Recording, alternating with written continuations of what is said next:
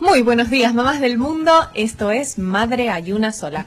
Mi nombre es Daniela Ruiz y hoy estoy con las dos mamás de siempre, Carolina Peredo y Verónica Pomata. Les prometo que es Verónica Pomata. Hoy suena un poquito raro, pero es ella. Y hoy vamos a estar hablando de un tema que personalmente me apasiona, que es la vuelta a lo natural.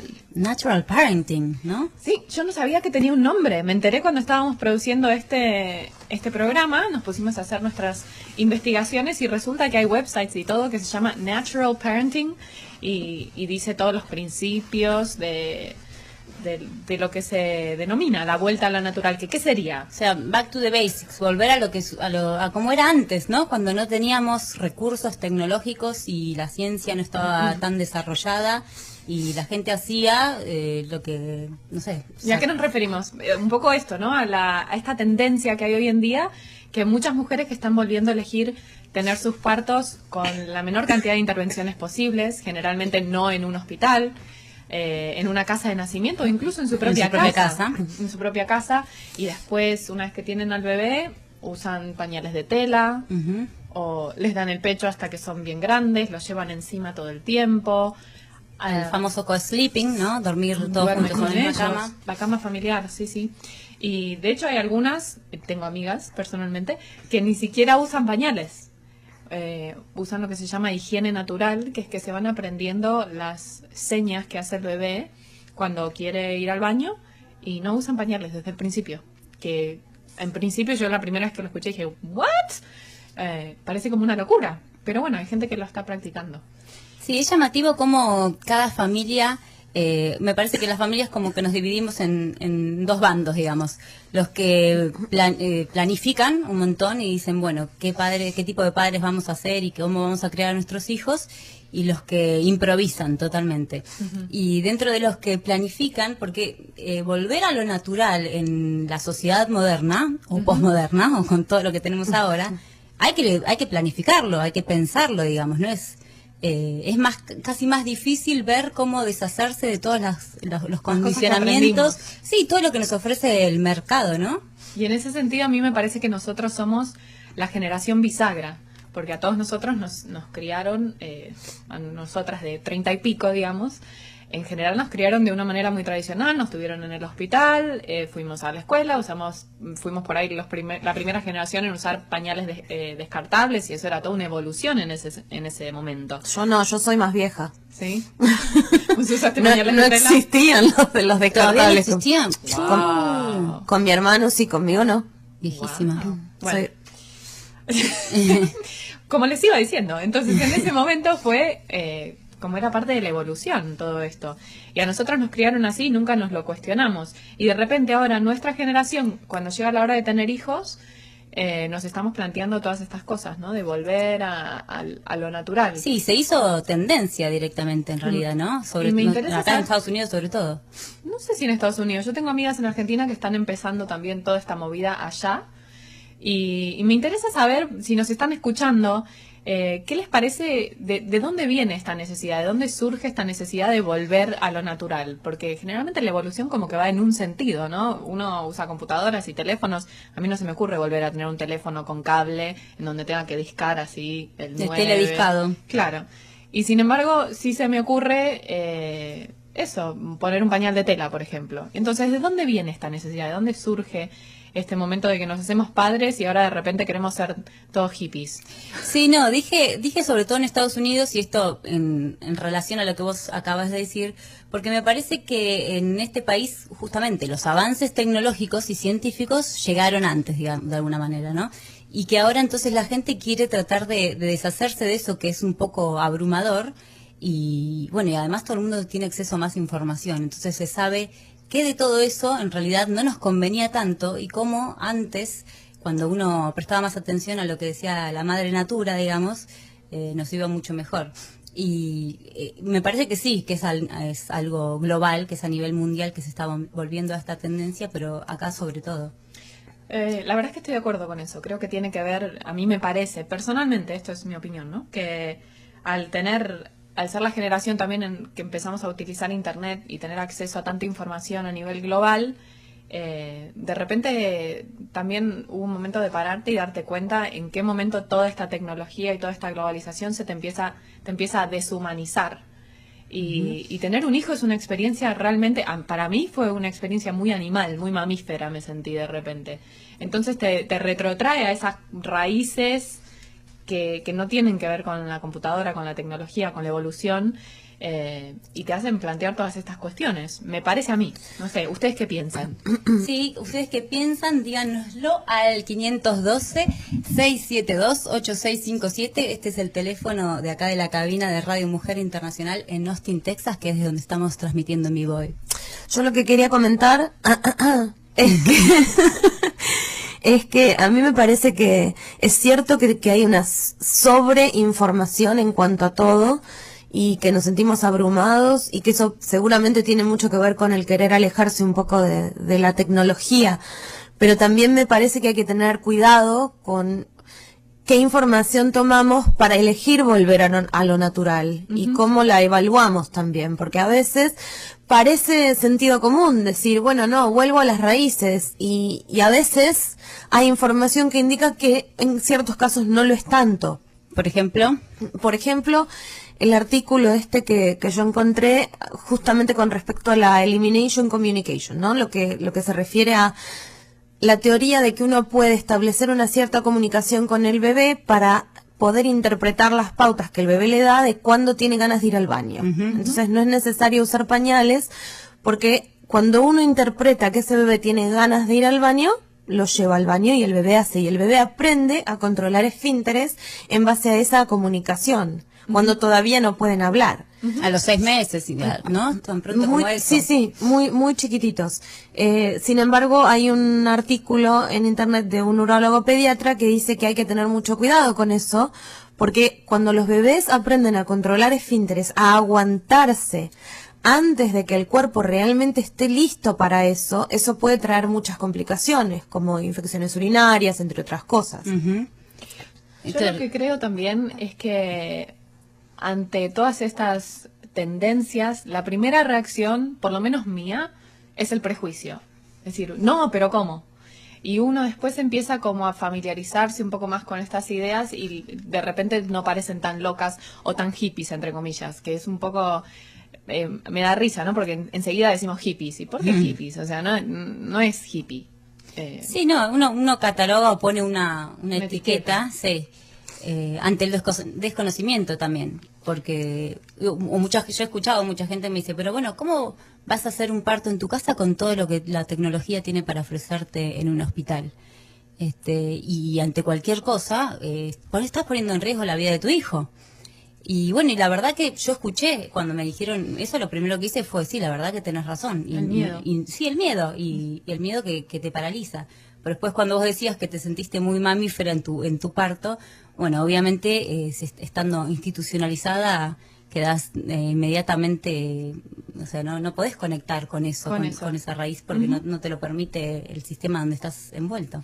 Otra cosa que me parece interesante comentar como mamás que estamos en otro país es que sí que me parece que al estar lejos de nuestra familia de origen, por lo menos a mí, se me facilitaría, si yo quisiera seguir cualquiera de todas estas tendencias o ser más hippie, entre comillas, yo sé que si estuviera al lado de mi familia todo el tiempo, me costaría mucho más, porque sé que tendría el ojo juzgador constantemente, o la pregunta de ¿y por qué? ¿Y por qué estás haciendo eso? Pero me parece una locura, pero bueno, me pasa ahora, lo ven por internet a mi hijo, por Skype, ¿y por qué no le das un tenedor al chico? ¿Por qué tienen que comer como un caníbal? Con las manos. Claro, y que no es ningún... A ver, se está comiendo, tampoco es que esté haciendo ninguna cosa demasiado radical. Sí, no, después con temas más importantes como la educación, por ejemplo, ¿no? ¿Por qué educación alternativa? ¿Qué es Montessori? ¿Pero en un colchón en el piso duerme? ¿Para qué existe una cama? Claro, ¿no? Necesitas plata, hija, te presto para que te compres una cuna al chico. Te tiro unos pesos. Claro.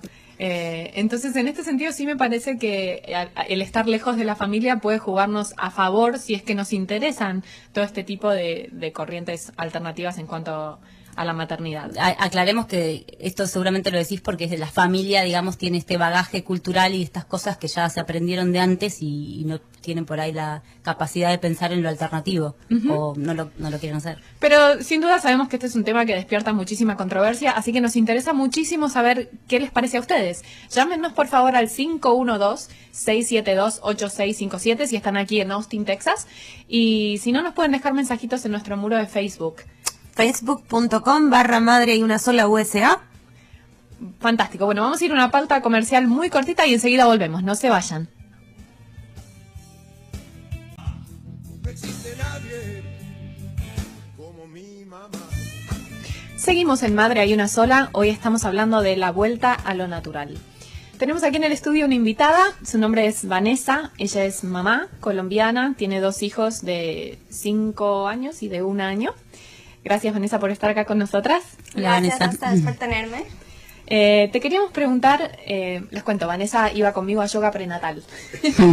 Y un día me contó que ella estaba embarazada de su primera hija y al final ya de su embarazo, como a las 37 o 38 semanas, de repente decidió que no la quería tener en el hospital. Tuvo así como un cambio rotundo de parecer y a partir de ahí, ¿qué fue lo que decidiste? Contanos. Pues sí, Daniela, tú me preguntaste un poco, creo que del parto natural, porque me acuerdo que dijiste estabas un poco interesada en un birth center. Y yo te conté como yo había tenido un OBGYN. Y en verdad, bueno, no fue tan como cambio repentino, sino que fue más que todo como un crecimiento a través del embarazo. Me acuerdo que mi pareja, cuando yo primero quedé embarazada, me dijo, ay, ¿por qué no tenemos una partera? Y yo dije, este señor que cree que yo vivo en qué año, en los 1900. Dije, no, ni siquiera sabía que era partera, es más. Entonces empecé a hacer mis investigaciones porque a mí me encanta buscar y leer y leer y leer. Todo el tiempo tengo que estar leyendo. O sea que la primera sugerencia fue de parte de tu marido. Sí, Wow. de parte de él. Y en verdad, a través que pasó el embarazo, fue un proceso de crecimiento. Y de repente yo decidí que me alineaba más con la filosofía del parto natural y de las parteras, que es que yo no estoy, si me entiendes, yo tuve un embarazo saludable y yo era una persona saludable, no tenía ningún riesgo y vi que el parto natural era algo que iba a ser mejor para mí. Otra cosa que de repente me empezó a asustar es que yo soy pequeña de tamaño y la gente me decía, oh, te van a hacer cesárea en el hospital. Y yo era, ¿pero por qué? Oh, porque mira, tus caderas son angostas. Entonces yo empecé a ver, la gente me está como juzgando sin me entiendes, sin saber qué puedo hacer yo. Entonces también otra película, el documental The Business of Being Born, como que han vuelto el parto un negocio, me abrió mucho la mente a las parteras y empecé yo mucho más a, wow, no es una idea de hacerlo a la anticuada, sino es una idea de hacer lo que para mí hace sentido y especialmente lo que mi cuerpo puede hacer. Entonces después yo sí fui al birth center y hice el tour y tomé las clases que ellos necesitaban, pero decidí quedarme con mi doctor porque él me dijo, yo te voy a dar el parto natural. Pero la verdad es que en mi primera cita, a las 8 semanas de embarazo, yo le dije a él que yo no quería drogas y él se rió. Su primera reacción fue reírse. Entonces yo, como que ya desde el principio, como que, si me entiendes, empezamos con el pie que no era. Y entonces ya como al final, después de que yo ya había tratado de cambiar, porque yo le había dicho a él, me quiero ir para el birth center, me ha dicho, no, yo te dejo tener todo natural, como tú quieres. O sea que él decía natural, pero con drogas porque asumía que vos no ibas a soportar el dolor, ¿o cuál era su...? Sí, exactamente. Cuando hicimos el tour en el hospital, no, es más, una vez me tocó ir al hospital porque tenía como contracciones y me mandaron como para monitorearme. Y la señora dijo, hagamos todas las preguntas ya que ya estás aquí para que cuando vengas no te toque hacer eso. Y me dijo, ¿quieres epidural? Y yo le dije, no. Y me dijo, no, te voy a poner aquí que sí porque es más fácil. Y yo le dije, pero yo no quiero. Pero es que es más fácil ya tenerlo porque así sí quieres, entonces ya estoy lista. Y yo como que, ¿por qué me estás forzando a esto? Y como que me sentí que todo mi poder como madre empezaba a ser como espichado. ¿Sí me entiendes? Como que trancado. Entonces, sí, ¿me entiendes? Fueron varias cositas aquí y allá que empezaron a decirme, no me siento bien en este ambiente. Y una de las últimas razones fue que fui al tour del hospital y la enfermera que nos estaba dando el tour me empezó a hablar y me dijo, entonces, ¿quieres tener a tu bebé aquí? Y esto y lo otro. Y le dije, ¿sabes qué? He estado yendo al Birth Center porque en verdad lo que quiero hacer es tener a mi bebé en el Birth Center. Pero es que ya pagué el OBGYN, ya mi seguro cubrió esto, mi seguro no me va a cubrir lo otro. ¿Sí me entienden? Eran cosas que en verdad no importaban en el gran esquema de las cosas. Y la enfermera me miró a la cara y me dijo, si tú quieres, aunque sea un poquititico, tener a tu hijo en un Birth Center, vete para el Birth Center. La misma enfermera del hospital me dijo eso. Entonces eso me resonó mucho. Y ya lo último, que fue como la última cosa que me hizo decidirme, fue que le dije a mi doctor, le dije, mira, yo en verdad lo que más quiero evitar es la pitocin, no sé cómo se dice en español. Oxitocina. Sí, pero la oxitocina que es farmacéutica, ¿sí me entiendes? No es la verdadera. Sí. Y él me dijo, oh, yo a todo el mundo le doy eso. Y yo le dije, mira, muchísimas gracias por ser tan honesto, ya tomé mi decisión. Esto al mes de parir, ¿no? Sí, a las 37 semanas. Y dije, ya, fire, lo eché y me fui para el Birth Center, pero sí le aprecio muchísimo que haya sido tan honesto conmigo. ¿Y cómo te fue en el Birthing Center? Oh, eso fue una super experiencia de todos los colores, ¿sí me entiendes? Desde lo malo hasta lo bueno, pero en verdad fue como el evento de crecimiento más grande que he tenido en mi vida. Te hago una pregunta que seguramente te hicieron antes de llegar al Birthing Center. ¿Y qué pasa si se complica el parto y no estás con toda la tecnología que tiene un hospital? Pues mira, el Birth Center tiene toda la tecnología que tiene un hospital, excepto por la cirugía y la peridural. Entonces ellos, por ejemplo, tienen pitocina, pero es para trancar la hemorragia, cosas así. Eso lo explican muy bien las parteras. Una cosa que dicen las parteras es que cuando ellas ven, ellas te monitorean mucho, y cuando ellas ven que de repente como que hay algo que pasó que puede devolverse a una emergencia, ellas siempre trabajan con un hospital, ellas contactan el hospital y te dicen, ya es hora de que vayamos al hospital, y hacen el transfer. Durante el transfer, cuando tú llegas al hospital, ya debes tener un cuarto que está listo para ti. Entonces, como que la lógica aquí es que cuando tú estás en un hospital y pasa una emergencia, también tienen que alistarte un cuarto. Entonces, se supone que obviamente no es como tan rápido, pero no debe ser muchísima la diferencia de estar en el carro yendo al hospital a que ya te tengan todo listo cuando llegas. Una pregunta, Vanessa, en tu caso particular, ¿tu parto fue como vos pensabas que iba a ser o hubo algo que cambió que no estaba previsto? No, mi parto fue, y voy a decir esto y va a asustar mucho a la gente, pero mi parto con mi hija fue de 30 horas. Y yo cuando estaba embarazada conocí a una niña que tuvo un parto en el mismo sitio donde yo iba a tenerla a ella, y le había tomado 20 horas. Y yo dije, ¿cómo 20 horas? ¿Cómo le va a tomar 20 horas tener el bebé? Entonces yo dije, no, Dios mío, yo 20 horas no puedo. Y mira, 30 horas, y lo hice. Vos estabas muy convencida de que podías hacerlo además, ¿no? Porque de lo que yo voy leyendo de todo lo que vos decís es que estabas convencida de que vos podías parir de manera natural y confiabas en vos, digamos. Sí, y otra cosa es que yo, si me entiendes, ahorita, hoy en día, esto es un poquito por la tangente, pero hoy en día que como que la imagen del cuerpo de la mujer es como tan grande en la mente de nosotras, de que, oh, está muy gorda, está muy flaca, esto y lo otro. Yo siempre crecí con, no, está muy chiquitica, muy flaca, no puedes hacerlo. Entonces yo como que quería esto para probarme a mí misma que mi cuerpo sí servía. ¿Sí me entiendes? Sí. O sea, hay mucha gente que esto no le parece, pero para mí era como que yo engendré esta criatura y la estoy creciendo en mi barriga y la he crecido bien. Por algo será. Y además, sí, o sea, si la puedo crecer, la puedo parir. Y perdón que haga fast forward así 5 años, pero evidentemente muy mal no te fue porque 5 años más tarde tuviste a tu segundo hijo en tu casa, ¿verdad? Sí. Y el segundo niño... O sea que fue un viaje de ida. Sí, y fue mucho más fácil. Pero la niña, aunque fue difícil, yo creo, y yo, esto también es muy personal, yo para mí el parto y el embarazo y ser mamá también es algo muy espiritual, como se me entiende, muy holístico. Y para mí, en el viaje del parto fue como más o menos como un viaje espiritual, ¿sí me entiendes? De que yo creo que muchos bloques emocionales y espirituales se resolvieron ahí hasta que yo dije, ya la puedo tener. Pero ella sí estaba naciendo volteada, no de cola, pero mirando hacia arriba. Entonces sí, es como notorio que es más doloroso y más demorado. Y sí, es muy, muy, muy doloroso. Y fuera de eso empujé por 3 horas. Pero nació... ¿Eso en tu casa ya? No, eso No, fue no, en no. es todavía el parto de mi niña. Ok. Pero nació y perfecta. Y lo que más me impactó del nacimiento de ella fue después del parto. Ella nació, me acuerdo que vi tantos videos de partos cuando estaba embarazada, todos lloraban. Pero cuando nació mi hija, lo único que pensé fue, primero, cuando le vi la cabeza y saliendo, que es la cosa más surreal del mundo, que no parecía mi cuerpo. Dije, parece un esquimal. O sea, cero como emocional de madre. Yo, ay, Dios mío, este bebé no parece mío.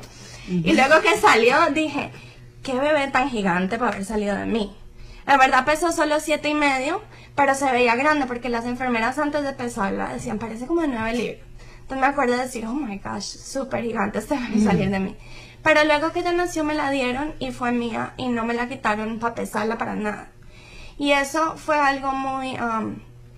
como que lo mejor de todo el parto, porque ella estuvo en mi pecho, ella misma nació muy morada, pero como que se habilitó muy rápido y ella misma se pegó al pecho y nunca tuve ningún problema dando pecho ni nada. ¿Y qué es lo fue que te algo hizo- que para mí fue muy, muy positivo. ¿Qué es lo que te hizo pensar y decidir después ir directamente al parto en tu casa? Y ya directamente no tener ninguno de estos recaudos, digamos, que sí habían en el Sí. Birthing Center. Pues mira, yo a ella la tuve en el birthing center porque vivíamos en un apartamento y yo tenía como los nervios de que iba a gritar mucho y la gente me iba a oír. Estando en un apartamento más pequeñito. En cambio con el niño ya teníamos nuestra casa y lo que más me dijo, que no pude tener la misma partera, que me encantó porque ellos no lo hacen en la casa, pero yo dije, lo quiero en mi casa porque yo me estresé demasiado pensando en ir al birth center. Es más, fui 3 veces y 2 veces me devolvieron.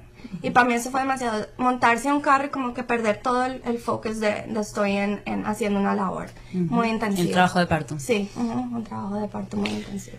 Wow, bueno, cuántas cosas. Miren, recién vamos por el parto y nos falta todo lo demás todavía. Qué suerte que te tenemos aquí, Vanessa. Vamos a seguir hablando de esto en el próximo bloque. Queremos hablar de todas las cosas que pasan después del parto y una vez que ya uno tiene a los hijos y los tiene que criar y todas las elecciones que hace a partir de ahí. Así que recibimos sus comentarios como siempre en el muro de Facebook, Facebook.com/Madre Hay Una Sola, USA. en el email Madre hay una sola USA@gmail.com. y por supuesto por teléfono también en el 512-672-8657. Quédense por ahí que enseguidita volvemos con más Madre Hay Una Sola. Estamos de vuelta en Madre Hay Una Sola y hoy estamos charlando de la vuelta a lo natural. Para la que recién nos empiezan a escuchar, estamos aquí en el estudio con Vanessa charlando. Ella tuvo a su primera hija en una casa de nacimiento y a su segundo hijo lo tuvo directamente en su propia casa. Así que nos estuvo contando la experiencia de su parto natural. Y te quería preguntar, Vanessa, una vez que ya los tuviste de esta manera más natural, ¿qué te pareció o qué fueron las cosas que fueron pasando en tu vida para que fueras eligiendo también otros métodos alternativos en cuanto a la crianza de ellos, no solamente el parto? ¿Y cuáles son esas cosas que practicas con ellos, que se llama crianza natural? Ok, cosas que practico con ellos es mucho también de la salud. Me gusta empezar de la salud como de cero, como con la comida. Y eso viene desde el embarazo. Si me entiendes, con mi niña, yo que estaba yendo con el doctor, empecé a cuidar mi embarazo con drogas, como vitaminas de cierta calidad. Pero con el niño vi que hizo mucha diferencia usar vitaminas más naturales. Yo lo sentía en mi cuerpo. Y lo mismo con la salud de ellos, darle de mamar, si me entiendes, por ejemplo, ha sido muy grande en la salud, en mantenerlos con buena salud. Por ejemplo, nunca les ha dado una infección del oído. Y mucha gente me dice, oh, eres muy suertuda, pero yo digo, bueno, sí, pero también trato de darles buena comida y trato de también en mi casa usar cosas naturales como para lavar la ropa y para limpiar, porque me parece que muchos químicos, pues por lo que he leído también y por experiencia propia, les afectarían su cuerpo. Entonces es todo un cambio radical en la vida de uno, no solamente en la relación con el hijo, ¿verdad? Sí, y también como dices tú, en la relación con el hijo, en cómo nos tratamos, de tratar de resolver problemas con ellos, al lado de ellos, pero también guiándolos, por ejemplo, y tratando de ver cómo se han hecho las cosas más como en las tribus y cosas así que son más naturales. y viendo cómo sirve para mí misma como familia, porque además hay que tomar en cuenta la personalidad de cada niño. ¿Y todo esto vos lo descubriste una vez que te convertiste en mamá o era algo que ya tenías decidido desde antes que querías hacer de esa manera? No, lo único que yo tenía decidido era que quería amamantar. Eso es lo único que yo sabía de ser mamá. Y también no sé ni siquiera por qué, porque yo vengo de una familia que no, en general no dio pecho. Bueno, unas tías sí, pero mi mamá no nos dio todo el tiempo. Pero para mí simplemente era algo que si yo lo tengo en mi cuerpo, me hace sentido hacerlo. ¿Sí me entiendes? Si mi cuerpo les va a dar esto a mis niños, me parece la mejor comida para ellos. ¿Y por Entonces cuánto era tiempo? lo único que sabía. ¿Por cuánto tiempo amamantaste? ¿Cómo fue tu experiencia? ¿Cómo es? No sé. Ok, mucha gente estará no de acuerdo con esto, pero a mi niña la quería amamantar por 1 año. Y me acuerdo que vi una niña de 14 meses, que vino una hija de una amiga, cuando mi niña tenía como 6 semanas. Y mi esposo me dijo, ¿vas a amamantarla hasta que tenga esa edad? Mira, le está caminando y hablando, qué cosa más rara. Y yo le dije, en serio que sí, muy raro. Como que yo no me veía dándole pecho a una niña de ese tamaño. Pero cuando mi hija cumplió 1 año, era algo completamente natural para nosotras. Como que no había nada extraño en eso. Y es más, yo ni siquiera sabía que los niños ya toddlers, o ¿cómo se dice? Los que ya están caminando pueden seguir amamantando. Pero fue algo que seguimos haciéndolo y nos servía tan bien que yo en verdad dije, ¿sabes qué? Esto nos funciona a las dos, yo no se lo quiero quitar, no tengo razón para quitárselo. Y ella siguió, y siguió. ¿Hasta qué edad? Y luego yo quedé embarazada y ella tomaba un poquititico, pero como hasta los 4 y medio. Ok. Wow. Tomó, sí, entonces terminé. Nunca pensé, porque yo no tuve niños así tan seguidos, se llevan 4 años, pero terminé dándole pecho a los dos, Y un poquito. mientras estabas embarazada, ella sí siguió. Mientras estaba embarazada le di, y me acuerdo que cuando primero me enteré que estaba embarazada, mi esposo mostró como preocupación de que, ay, no debes estar dando, además porque me estaban dando como dolores, que yo sentía cuando me salía la leche, me daba como dolor. Pero mi partera me dijo, tú tienes un embarazo saludable, todo está bien, yo no veo ningún problema porque continúes. Y así fue. ¿Llegaste a darle a los dos a la vez? Sí. Así tándem de la nena de 4 años y medio y el bebé. Sí, sí. Wow. Y fue chistoso porque ella en verdad estaba amamantando y en verdad no le salía nada, yo creo, ya al final. Y era que se pegaba un ratitico antes de dormirse ya. Pero cuando nació el niño, empezó a salir leche y ella decía, ¡ay, toda esta leche! Claro, estaba fascinada. Sí. Claro, el que no estaba contento era el hermano. ¿Tenés un recuerdo de estar exhausta en ese momento? Agotada, no poder con tu alma. ¿Cuándo? Cuando estabas amamantando a dos. No, mira que no. En verdad que no. Y no era que yo la amamantara a ella como exhaustivamente todo el día, sino de repente 1 o 2 veces al día que ella pedía. Pero sí empecé a querer solo darle al niño y entonces le empecé a mencionar a ella, oye, tú ya estás grande, tú ya comes, el bebé no tiene dientes y no come, ¿por qué no le dejamos eso solo a él? Y ella empezó a hacerse la idea de que sí, ella ya la tuvo mucho tiempo y ahorita era el turno del bebé. Vanessa, una pregunta. ¿Hay algo que vos hiciste con tu primer embarazo, crianza de tu primer hijo, lo que sea, que después con el segundo dijiste, no, esto no me funciona tan bien? ¿Y lo modificaste, lo cambiaste o...? Sí, la primera cosa fue, bueno, el OBGYN, el doctor, definitivamente cambié eso. La segunda cosa fue las medicinas farmacéuticas. Por ejemplo, me daba migrañas y mi doctor me recomendó el Vicodin, que es la hidrocodona, que eso me pareció a mí tan más porque la tomé como 1 vez y me dio vómito. Y en verdad no me sirvió para mi cuerpo. La segunda vez que estaba embarazada, yo estaba yendo a un señor que es un nutricionista que te da vitaminas de comida. O sea, no son como ácido asórbico de vitamina C, sino que hay zanahorias y cosas así en la misma vitamina. Entonces son hechas de comida. Y él me dio cosas para el mareo, por ejemplo, que me lo quitó así de una y lo que me dio fue enzimas digestivas. Entonces eso fue algo que cambié, que mi embarazo fue de noche a día. Lo que fue con la niña y el niño. Fue O sea mucho que fue mejor un con viaje el de la niño. medicina tradicional a la medicina alternativa Sí, completamente. y todo ha sido un viaje. Y otra cosa que hice fue las intervenciones. Por ejemplo, a la niña le pusimos la vitamina K después de nacer y al niño no. Pero tampoco le iba a hacerle la circuncisión, tampoco le iba a hacer eso. Entonces como que no le vi razón, estaba en la casa, no le iba a sacar en carro, como del hospital a la casa ni nada de eso. Y a la hora de otra cortar cosa- el cordón también esperaron un poquito y todo Sí, eso, pero ¿no? para la niña también. Ah, ok. Para la niña también esperamos. Y Otra Para, cosa, para la gente que no sabe, explica un poquito de cómo es eso del traspaso de la vitamina K por el cordón. no, la vitamina K no se traspasa. O lo que yo tengo entendido es que no se traspasa. ¿Por qué es lo del cordón? Lo del cordón es porque la sangre del bebé, o sea, tu sangre está separada de la del bebé. Y cuando el bebé nace, el cordón está lleno de sangre y la sangre va a la placenta. Esa es la sangre del bebé. En los hospitales tienen la práctica de que apenas nace el bebé le hacen el clamp, si Sí. lo traducen eso a español. Bueno, cortan el cordón umbilical, en realidad. Sí, lo tapan, mejor ponen un dicho. chip. Sí. Y lo Un que pasa torniquete. con eso, sí, más o Sería. menos. Lo que pasa con eso es que de 1/4 a 1/3 de la sangre del bebé sigue en la placenta.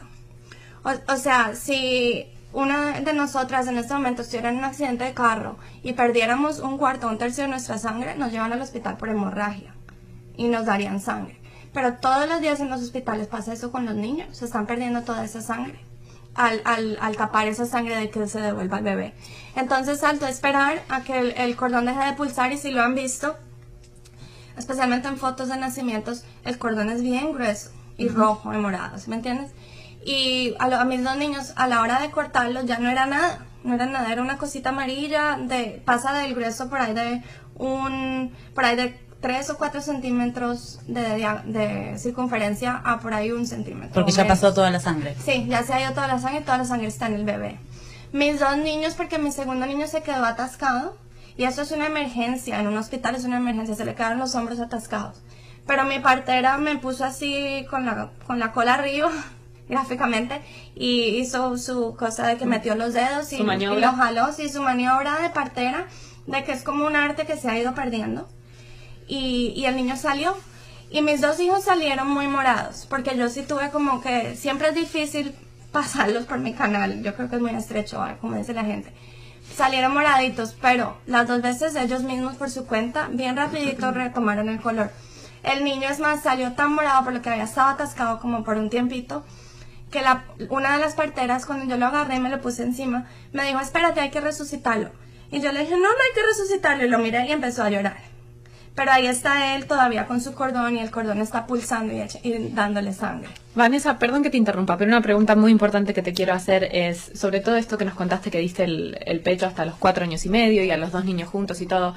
¿Encontraste mucho prejuicio de parte de la gente a la hora de de decir voy a tener el parto en mi casa, voy a dar el pecho hasta los 4 años y medio, no los voy a llevar al médico, no les voy a dar antibióticos? ¿Encontrás mucho prejuicio de parte de la gente, quizás de tu familia política o de tu propia familia o de tus amigas? Sí, mira, demasiado. Y no es que yo no los lleve al médico, yo sí los llevo al médico a hacerles todos sus well checks, eso sí lo hago yo. Pero si mi niño se enferma, mi primera rama de defensa va a ser medicina alternativa. El tecito de jengibre y cosas así, ¿sí me entiendes? Pero sí, mucho, demasiado. Es más, mi familia me dijo, con mi primera niña, me dijeron, te vas a morir tú y se va a morir ella y se va a morir todo el mundo. Directamente. Y cuando empecé a amamantarla, mi abuelita no amamantó a sus 7 hijos, y eso fue en los años 40, 50.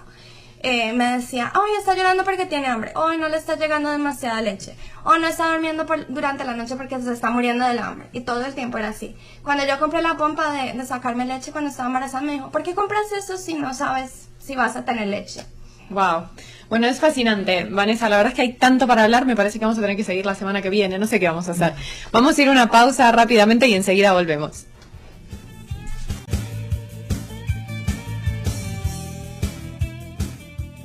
Seguimos en Madre hay una sola, hoy estamos con un programa con mucho contenido, estamos hablando de la vuelta a lo natural. Seguimos aquí en el estudio con Vanessa, que la estábamos entrevistando. Caro, creo que tenías una pregunta. Sí, no, es súper interesante todo lo que nos está contando y nos queda tema para rato y la vamos a volver a tener a Vanessa seguramente acá. Pero Vanessa, quería saber en concreto si estas decisiones que vos haces con tu pareja y en familia son decisiones que asumo toman todos los días, ¿no? Y sostienen y es un trabajo, digamos. Un es estilo algo, de vida. Es un estilo de vida. Si en algún momento o todavía te sentiste discriminada o relegada socialmente de alguna forma y juzgada por todas estas decisiones que vos tomás criando a tus hijos de manera natural. Mira, yo diría que sí, pero en verdad, siendo madre y siendo lo que seas, yo pienso que te van a juzgar. O sea, siempre va a haber gente que tiene otra opinión. Y en verdad, como seres humanos, nosotros tenemos que tener la fortaleza interna de saber que por lo menos por el momento lo que estás haciendo, lo estás haciendo de corazón y queriendo lo mejor para tus hijos. Y decir, por ejemplo, ya al final que la gente me decía, ay, por Dios, ya no le des más pecho a la niña. Yo decía, pues, ¿cuándo le vas a dejar de dar? Oh, pues me tocará irme con ella a la universidad y darle entre clases. ¿Sí me entiendes? Como que ya encontrar el humor en que a veces la gente se siente ofendida o asustada por las cosas que no conocen y que por eso te están juzgando. Entonces, no es que perdí amigos ni nada de eso. A veces sí uno se distancia de la gente que ya piensa completo opuesto de uno, y no es porque, oh, no me gusta lo que piensas, bye, sino más porque más bien voy a estar con gente que apoya mis decisiones. Y lo mismo, yo respeto a la gente que quiere criar a sus hijos de otra forma, pero no significa que yo lo tengo que hacer así. No es discriminación, sino es más bien uno empieza a elegir diferente también. A elegir diferente, sí. Y mira, aunque es una cosa muy grande, esto es pasito a paso. Simplemente son cosas que yo empecé a hacer poquito a poco y para mí hicieron sentido y he visto cómo ha funcionado para nuestra familia. Entonces hemos seguido y seguido y seguido. Porque hay gente que dice, oh, es tanto que no puedo. Haz lo que te parezca a ti y mira a ver si te funciona, y de ahí van a nacer más cosas. Sí, y también para mí es importante tener la flexibilidad de ir modificando lo que funciona y lo que no funciona, ¿no? A saber, aprender a equivocarse, digamos. La y flexibilidad. la verdad que con esto no.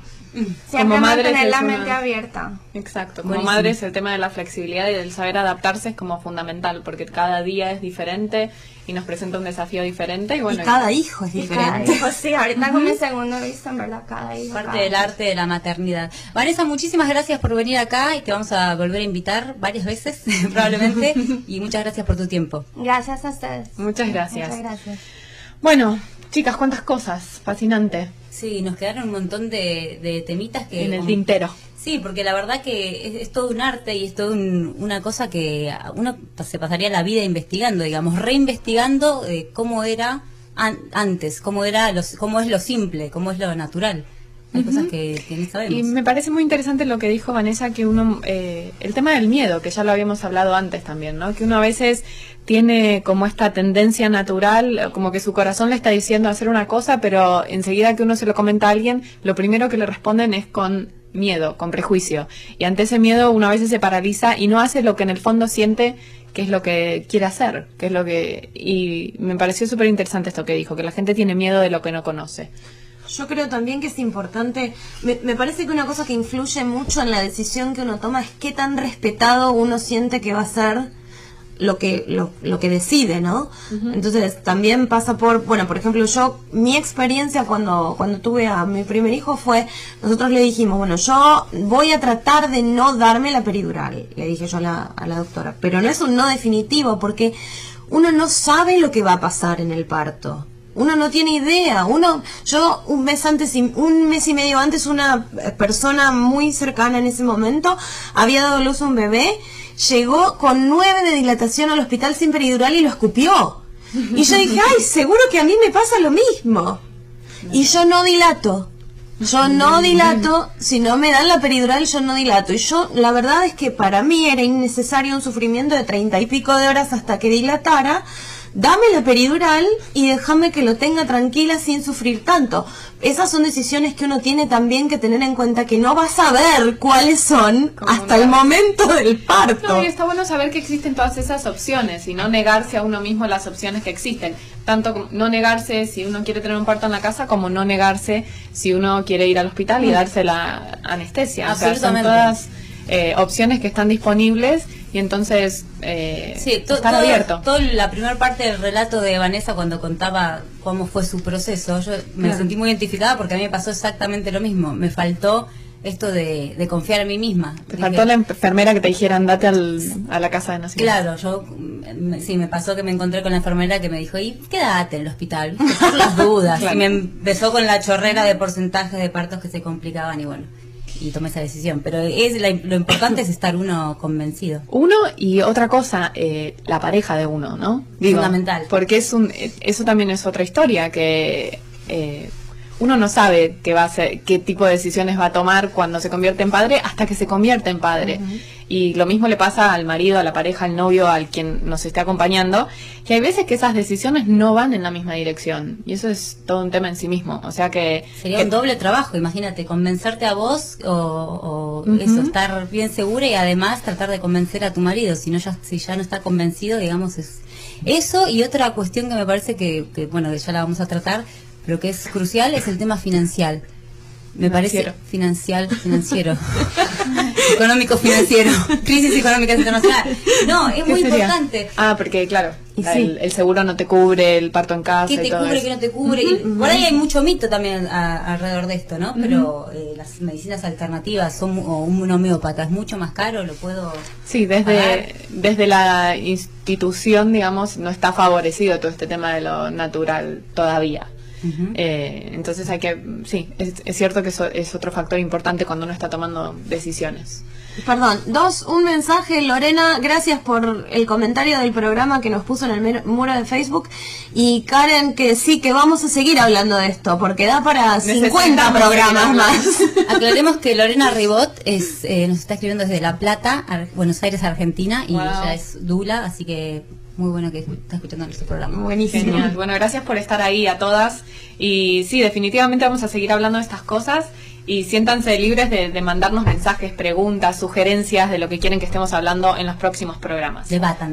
Bueno, y hablando de próximos programas... Sí, cambiamos agenda por promoción. Fantástico. Bueno, acá en Radio Mujer hay muchas cosas que están pasando. Estamos empezando con la programación local, que es súper emocionante. Y este lunes va a empezar un programa nuevo, así que tenemos aquí en el estudio a Janet Gautier,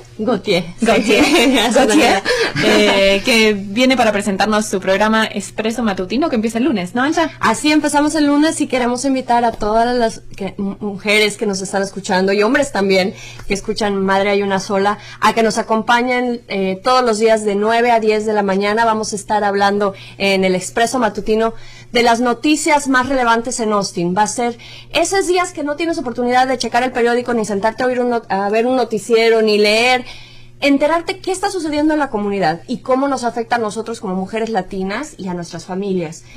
Hablar un poquito acerca de los eventos culturales, de las actividades que hay para hacer, pero también entrevistas con gente relevante en la comunidad que nos pueda contestar ciertas preguntas acerca de salud, acerca de economía, liderazgo, bienestar social y servicios que están disponibles en la comunidad para nosotras. ¿Y por qué el nombre Expreso Matutino? Expreso Matutino es porque soy adicta al café. Ajá. Mi nombre es Janet y lo reconozco. Hola, Janet. Porque es algo un poquito rápido, algo en la mañana que te despierte, algo profundo, con buen sabor, calientito.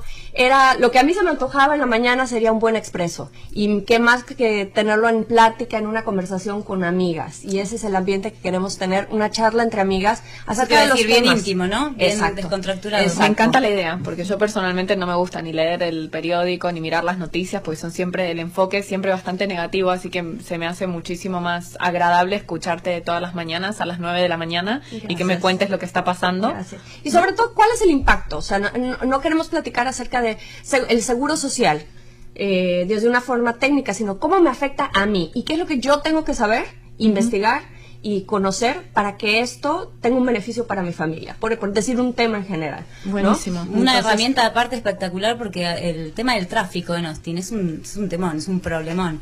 Así que usar tu tiempo, que vas de commuting eterno que tenemos todos los que vivimos en Austin, me parece espectacular. O sea, que mientras van en el carro para el auto, en el auto se van al trabajo, ponen 95.1 y la escuchan en Janet todos los días a las 9 de la mañana, ¿verdad? A las 9 de la mañana, de lunes a viernes, en Expreso Matutino. Así que preocupadísima hace unos días que estuve enferma y no la pude escuchar, y engancho el jueves y no había empezado todavía porque me adelanté una semana. Empezamos este lunes 27. ¿Con algún tema en particular, Anja, que quieras contarnos? ¿Algún entrevistado en particular? Pues, por ejemplo, esta semana que viene empezamos la semana entrevistando a Ada Ortega, que viene del Partido Demócrata del Estado de Texas, y nos va a hablar acerca de la importancia de registrarnos a votar y qué es lo que está sucediendo con las mujeres en las próximas elecciones. Vamos a tener también gente de bienes raíces que nos van a hablar acerca de cómo mejorar el precio de nuestras casas si estamos tratando de venderla, qué tenemos que hacer que no nos cueste dinero para venderla mejor o para encontrar un apartamento. El tema del mercado inmobiliario, ¿no? Inmobiliario también. Sí, Otro temón. Bueno, te deseamos toda la suerte con tu programa. Muchas gracias. Y aquí nos estaremos cruzando en los estudios de Radio Mujer. Por hoy Gracias, vamos a ir Ancha. cerrando, chicas. Tenemos muchas cosas para hablar la semana que viene. Por favor, déjennos sus comentarios. En el Facebook es facebook.com/madre hay una sola USA. También nos pueden mandar un mail a... madreyunasolaUSA@gmail.com. Y me parece que estamos hablando demasiado porque nadie se anima a llamarnos. Una llamadita, ¿no? Al aire. Queremos Bueno, pero escuchar gracias de por todos. estar ahí. Sabemos que nos están escuchando, así que gracias por haber estado hoy con nosotras. Nos vemos el sábado que viene. Adiós. Adiós. Chau, chau.